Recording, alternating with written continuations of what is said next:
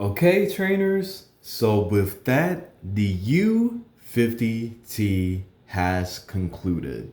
This is just gonna be the video where I kind of give my thoughts about, how everything went, what the setup was like, all that sort of thing. Finding a bracket that was actually kind of efficient enough to get this set up in was probably the hardest part. Editing the videos, that wasn't that bad.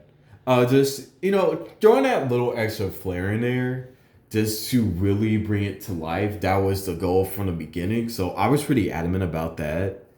The tournament itself it went by so fast. All the matches were recorded one after another. So it was very efficient, very quick. It did take me a little time to get used to the scoreboard, but by the time I figured it out, it was like, okay, this is not that bad to figure out. But yes, the battles themselves. I thought just because, Evie was a 49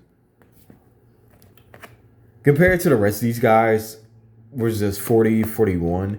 It wasn't gonna be, that much of a blowout.